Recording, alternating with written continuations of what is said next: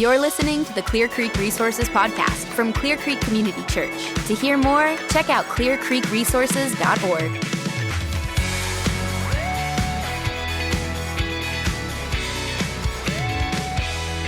Well, hey, everybody, and welcome to the Clear Creek Resources podcast. My name is Aaron Lutz. Thanks for listening today. This summer, we're walking through a podcast series on the personality profile type called the Enneagram. So we've said throughout the series that it's just a helpful tool for us to not only know ourselves better, but to ultimately lead us to full devotion to Jesus and to walk faithfully with his church. And so I hope these conversations are helpful for you as we seek to grow not only in our obedience to Christ, but in community and to serve on mission together. So today, I'm really excited to be joined by two of my friends, Beth Dikun and Abby Willis. Thank y'all for joining me today. Of course, glad to be here. Yeah. Hey, just by way of introduction, Beth and I grew up together. We've been friends for a long time. How long do you think we've been friends? It's over 20 years. Yeah, I'd say at least 30, but I don't want to say your age. So it's been something like that. Sarah Beth is Bruce Wesley's oldest daughter. She has worked and served in several ministries, both as part of the church and just in the ministry world. Her and her husband, Tim, have 3 boys, currently live in Puerto Rico. Mm-hmm. So this is kind of like an international podcast. Yeah. Sure, yeah. But y'all are part of a church in what city? We're in San Juan at Trinity Church. Awesome. There, yeah. Awesome. And your boys are learning Spanish and all that. Yeah, they're That's having cool. a ball. Awesome. Abby Willis is originally from the Golden Triangle area of Texas, Lamar graduate. What's the mascot of Lamar? Cardinal. All right, so a Cardinal chemical engineering degree, but it's been part of Clear Creek for really since like 2009. Yeah. Abby and her husband Derek serve on our guest services team. They lead small groups really faithfully, have multiplied groups over the last 10 or 11 years, and just really close friends of our family. So this is fun. Friends for a long time, friends in the last 10 years or so. I'm grateful just to have a conversation with you guys today. Me too. Thanks. Cool. So one of the first questions we've been asking everybody in this series is, how'd you hear about the Enneagram? Like, what's been your journey with Enneagram, discovering your personality profile? What's that look like for you? Well, when we first moved back from Florida, my husband and I, Tim, we started hearing about the Enneagram. My sisters and my parents would talk about numbers at the dinner table. You know, we're having family meals, and Tim and I would just look at each other like, what are they talking about? And as the more they talked about it, and referring to the 1 and the 4, actually, I realized a longtime counselor of mine that I had had for many years had referenced the Enneagram as a tool that might be useful for me as I came to, see patterns of how I saw God, the world, myself.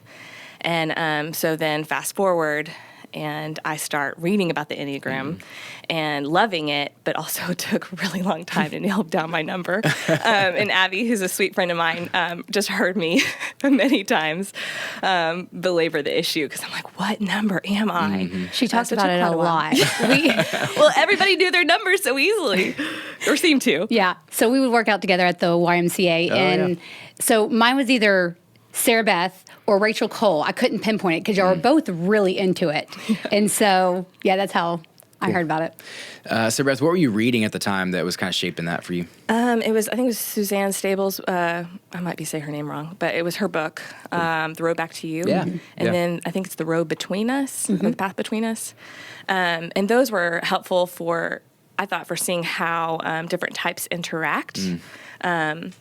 But it really wasn't until my husband figured out his number and started speaking into just some of the ways that we interact that he said, I really think you're a 1. Yeah. And I didn't believe him at first. And then Rachel Chester, actually, she and Mandy Turner and Abby and Rachel, I would talk to them and they would be like, I think you're 1. And, for ones, we can be reformers. Another word that people like to use is perfectionists. Yeah. And I think for so long I was looking for precision. I was looking for every number. 1 number is going to fit me. Yeah. And that's just not the point of the Enneagram. Right. It's a tool. Right. It's not.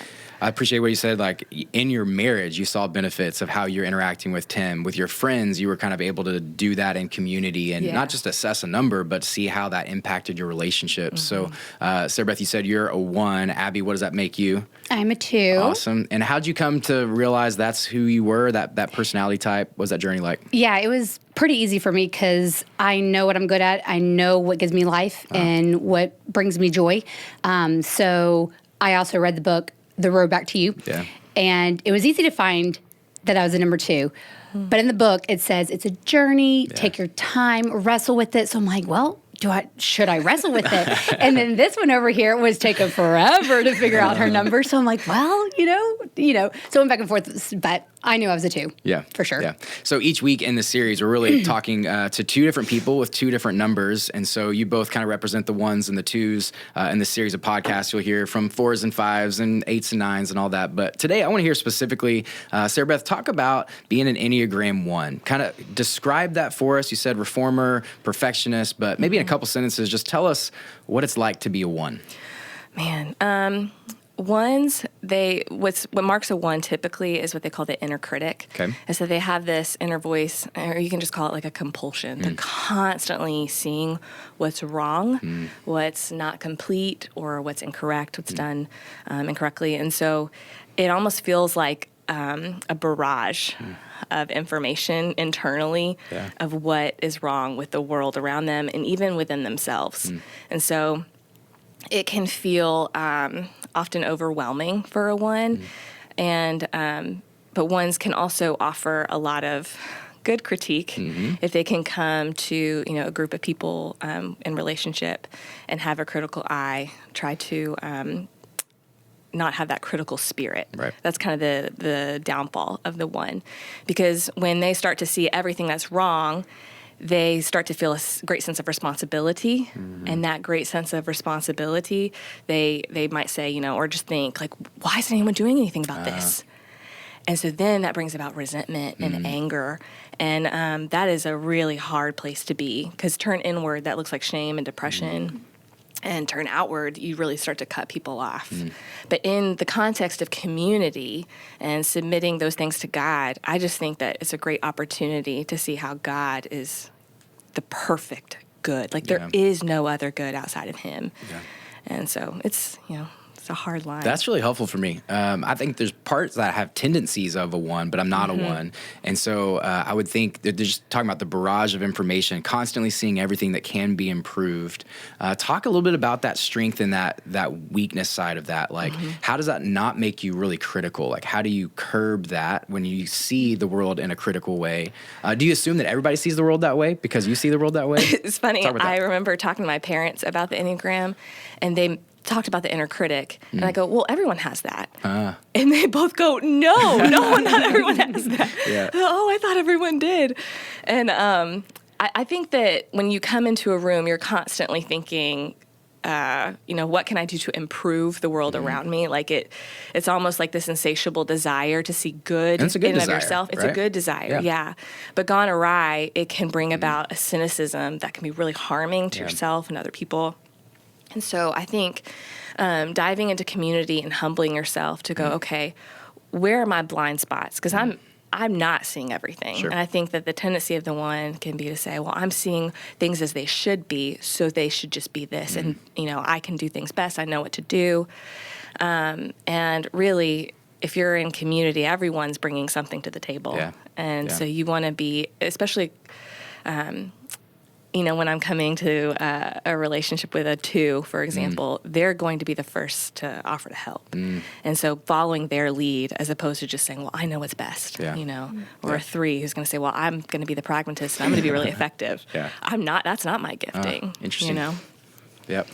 So it's not like worldviews. As followers of Jesus, we share the same Christian worldview. Sure, yeah. But the way we see the world is just through a different lens with different personality types. It's been helpful for me as we walk through the series. One last question about 1s. We talk about Enneagram has to do with kind of like those early, even childhood motivations and desires. So what are the primary desires and motivations of a 1, if you haven't already described that? Yeah, so justice. 1s desire goodness. They desire things to be right with the world. Like I said, they often are described as perfectionists, but I like reformer. Yeah, improver, reformer. Yeah. I like that too.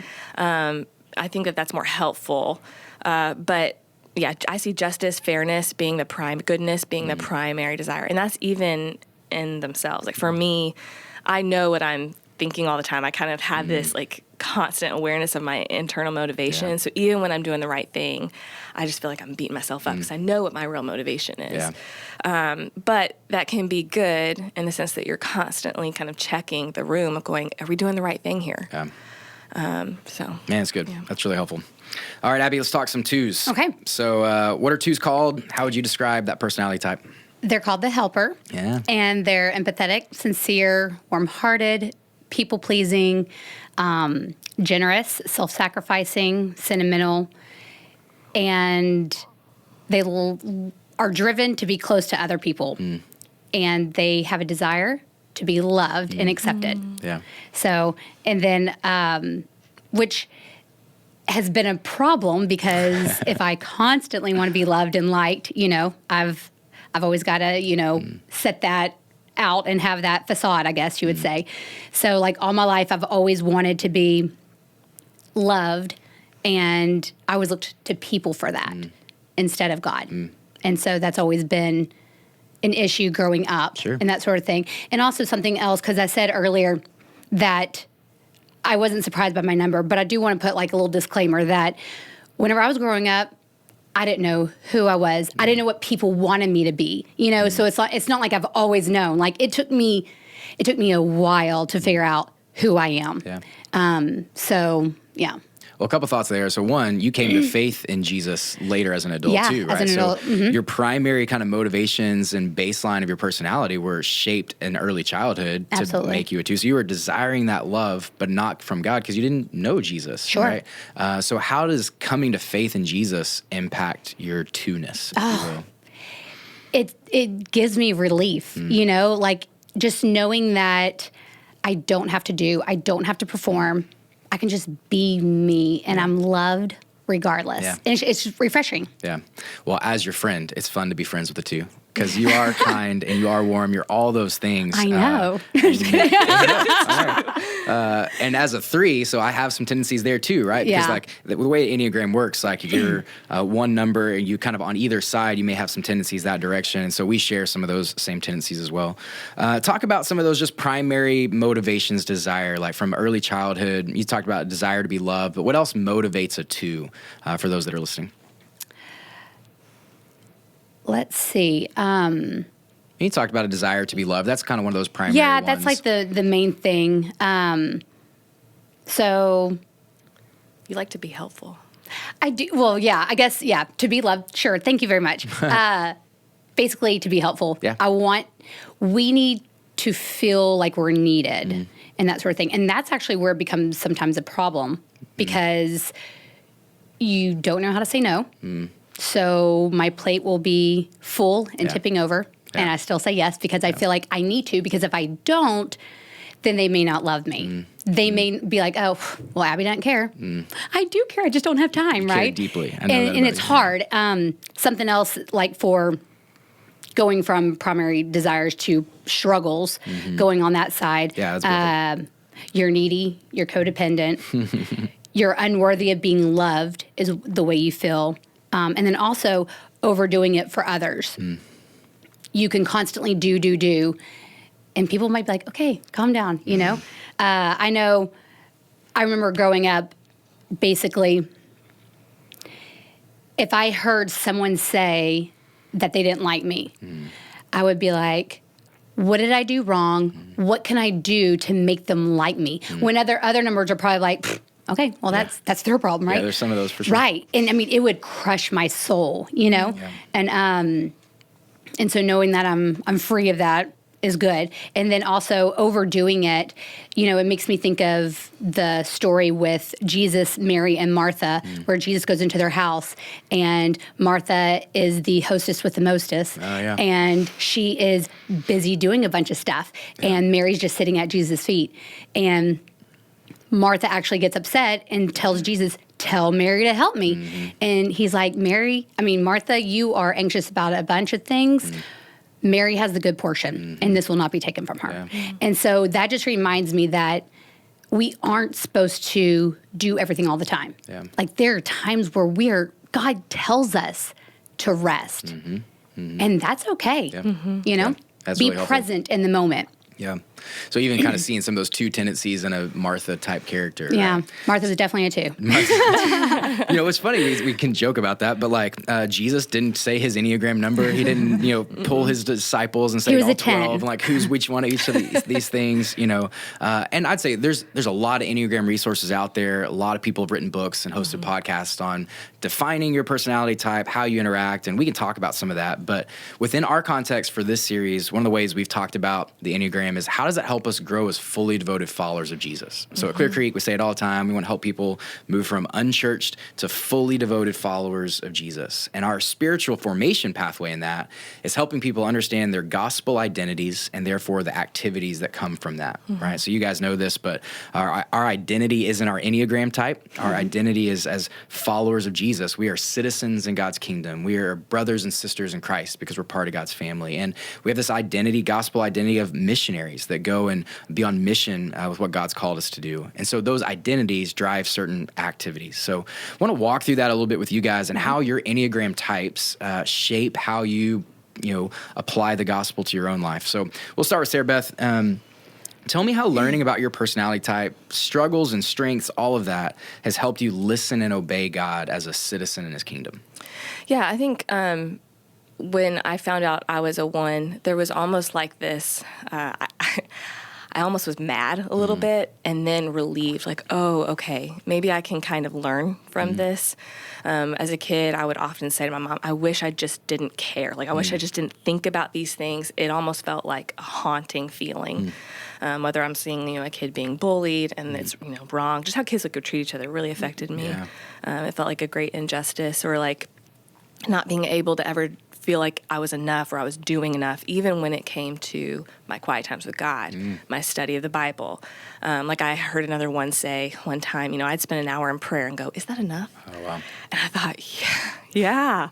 And man, when you live that way, you really live in bondage, right? And so it's like Galatians 5, like it's for freedom. You've been set free. Yeah. Like, do not take up that yoke of slavery. Yeah. And it feels often like I'm tempted to do that. Like I can do this well. And so I think following Christ has made me go, okay, Jesus, and I mean, my Father knows everything that's wrong with this world. He sees it before I do. Yeah. And so this idea that I'm going to be able to perfect myself or change and reform everything around me, if I can see that as, okay, instead of me taking that on and owning that, I get to bring that to him and go, God, here's what I'm seeing. What would you have me do? That's good. Like, would you change this? And if you'll use me, I'm here. Yeah. That desire for justice that we talked about already it's a gospel instinct too, right? It's not just because you're a 1. It's because like you see the world's broken because of sin, right? And you want to be attuned to that. So I would imagine as a 1, you see injustices or a desire or a command for justice in the scriptures, maybe even in a different way than I would or that Abby would. And I'm grateful for that. Abby, with you, just briefly, anything the way it affects like a 2, how you listen and obey God? Yeah, I would say it frees me up because I know I'm a child of God. Yeah. And, so I don't have to look to others for acceptance that I'm free to follow Jesus. Yeah. You're not defined by that. No, I'm not. Yeah. So let's talk about loving and serving then. Abby, I'm curious, how's learning about your Enneagram type and the way you interact with people in God's church? Like not just in, talk about your marriage some, how you interact with your kids, your friends, but more specifically, like how does that impact the way you love and serve the church? Okay. Too? Yeah. So for me, like I said earlier, it's hard to say no to people.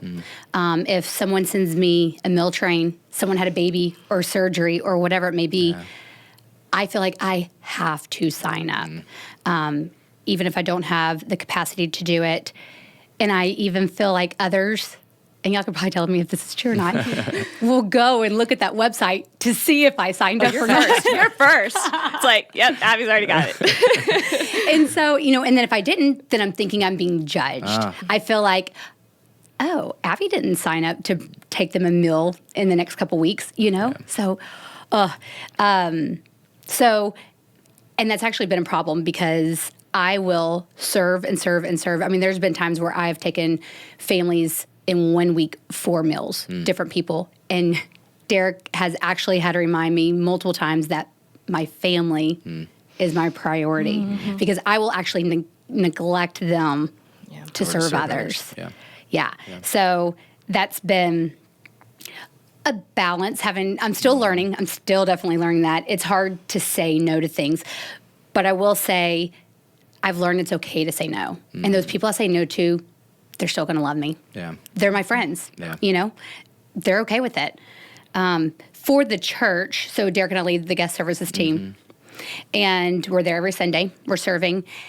And I don't feel like it is a bother, or it's not like I don't get annoyed with it because it gives me life. Yeah. I love walking in new people and chatting to friends and answering questions or telling them about our church. Yeah. So that's how I love the church, is just to try to create this warm and welcoming atmosphere and let them feel loved and known. Yeah. Like I try to remember their names because I want them to come out of that service and I want to recall their name, because that's hard. A lot of people don't remember people's names. You do a great job of that. You know, and so remembering that, people can be like, Yeah. wow, I must be important enough for her to remember me, right? Yeah. So that primary identity is that we're a family, right? And so we love and serve each other because we're a family. That's what families do. And so I would imagine twos like excel at being a family and excel at loving and serving because it's just natural for you. Yeah. For other personality types, I think we have the same desire for everybody. It's like, hey, I don't want you to see a volunteer role in the church like as a job to do. Right. When people are like, oh, I got to work at the church this Sunday. No, you don't. You're going to love and serve your family. Absolutely. You know, like I don't volunteer to watch my kids at home. That's my kids. Like I love them, so I serve them in that way. And so I love that you see your role in the church as part of the church family. And I hope that's true for everybody that serves at Clear Creek. But Sarah, talk about that same thing. Like, how does being a one impact the way you love and serve God's church, your family, your kids, all that? I think with my family primarily, I'm constantly looking, for that ideal of like, okay, with discipleship, what is the latest research? Like, what can I add in to how we are discipling our kids at home? So I'm constantly looking at curriculum and thinking through reading parenting books, and How sometimes to parent boys, obsessively. those kind of things, with 3 boys. Yeah, I saw you post something the other day. I didn't grow up with boys, so I'm like, when I started having boys, I thought, God, I am not going to do this well. But I think God's been faithful to remind me that He will equip me as needed.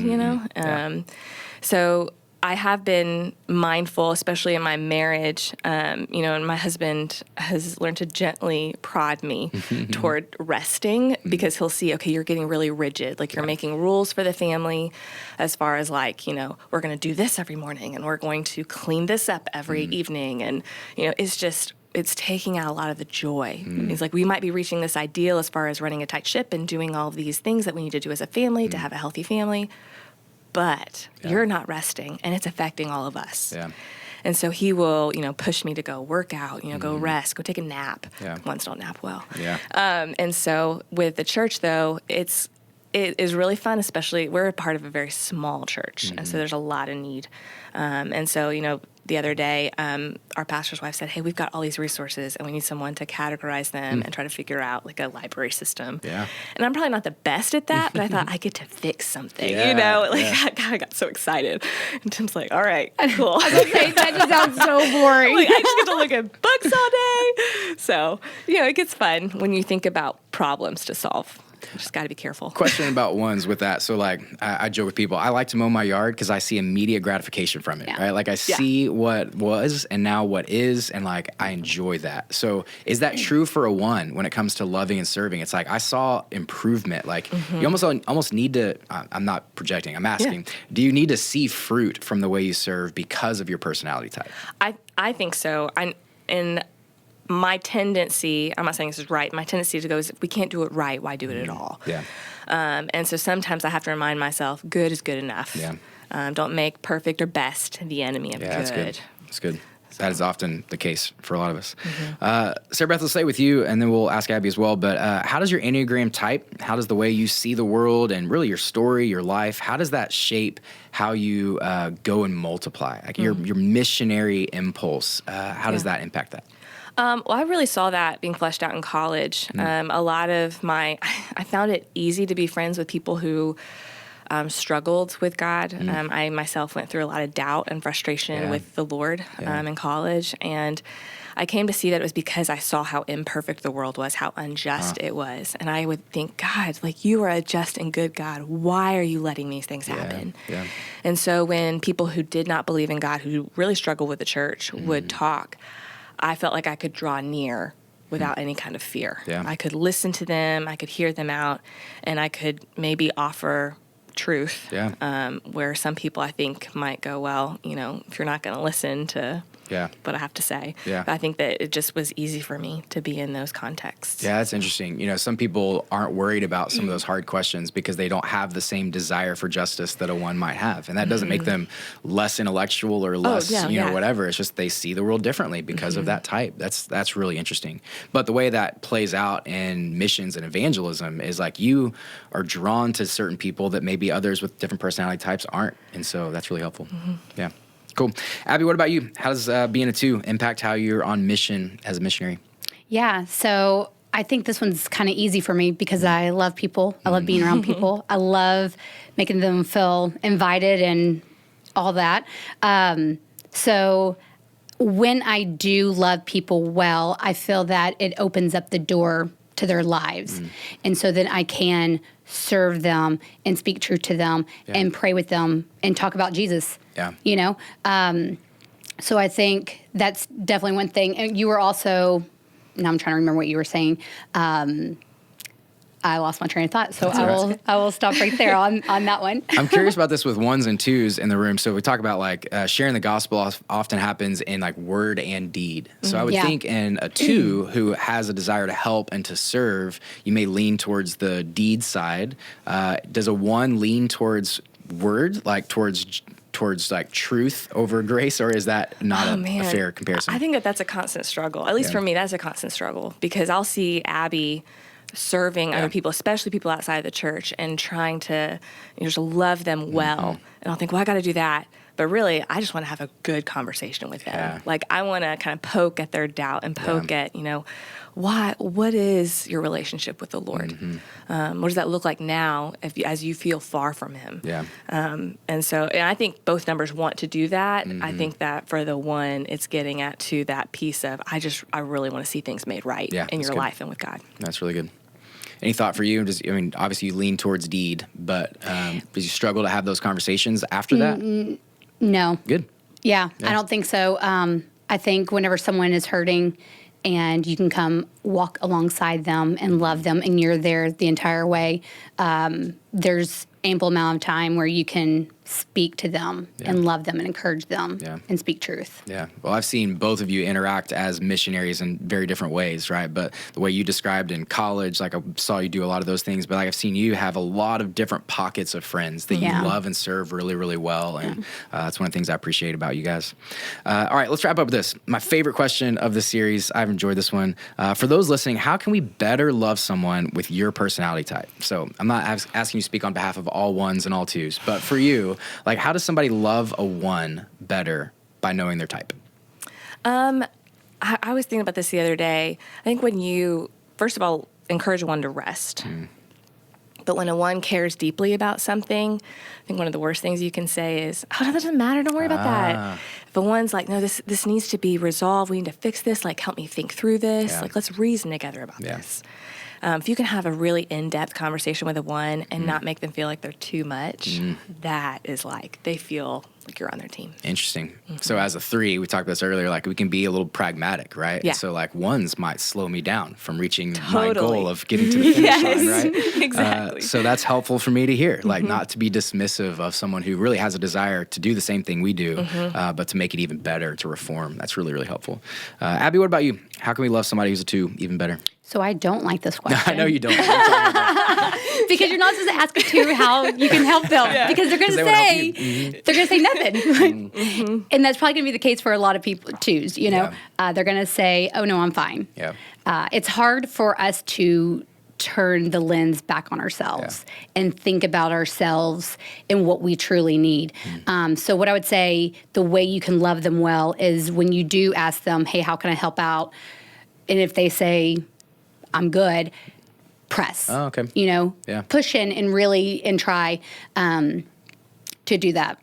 Yeah. Yeah. So my wife, I don't think she struggles to find which identity, like which personality type she has. She's processed this with both of y'all, but she has some two tendencies in that she wants to help a lot of people. But she also knows that about herself. And she's like, people won't tell you what they need. So you just show up and do, right? Agreed. And so that has to be true for you as a two. It's like, hey, don't ask me, just show up and love and serve me. And also just being friends with your husband. Like I know he wants to love you intentionally and finds ways to do that because that's how you receive love as well. To be served in that way. So that's really, really helpful. Twos also don't give time to themselves. So like you said earlier, encouraging a 1, encourage a 2 to spend time and do things that maybe bring them joy. Yeah. So they do have that room to maybe be creative with other things and not constantly have the focus on others. Yeah. Yeah. Cool. Yeah. Well, that was the last planned question I have. Do y'all have anything else you want to talk about? Are there things about being a 1 or a 2 you didn't communicate? They're like 1s and 2s. Y'all need to hear this. Oh, gosh. That's okay if you don't. People actually thought I was a 7. Yeah? A lot of people think I'm 7. Because you're fun. Yeah. You bring fun. life to the party. Yeah. And everyone's they think I'm a 7, but I'm not spontaneous. And I like fun. I'm loud. I'm outgoing. And I like to party and have a good time. And that's it. I'm nothing else about a 7. I would say Enneagram has been super helpful in our marriage. Yeah. I mean, I would just encourage people that, if you're going through a rough spot, if things are even just dry, like do the Enneagram with one another. Because I know for Tim and I, that's been super helpful to even talk about our communication styles, the way we feel loved. Oh, it's like, I thought you were doing this, because Enneagram looks at motivation, not just behavior. Yeah. And so when I'm able to go, oh no, I meant this. Okay. Yeah. And it gives us language to discuss some of those friction points. Yeah, that's really helpful. Really helpful. I would assume neither of your husbands share the same Enneagram type that you do. No. Right. And Bethany and I don't either. And often we complement each other, not just in our personality types, but also in our skills and those kind of things. I think it's a beautiful part of marriage in that way. Well, thank you guys for joining me on the podcast. Really grateful for both of y'all. Thank you. I'm really grateful for your friendships, for your partnership in the gospel, and really for those listening, I hope it's been a helpful conversation, not only for 1s and 2s, but for those that love 1s and 2s. And I hope you see how God has shaped you to better love and serve His church. Thanks. Thank you. Hey, thanks for checking out this video. If you haven't yet, make sure that you hit subscribe down below and check out ClearCreekResources.org, where we have videos, books, and sermons on there, as well as our audio podcast. Thanks for watching.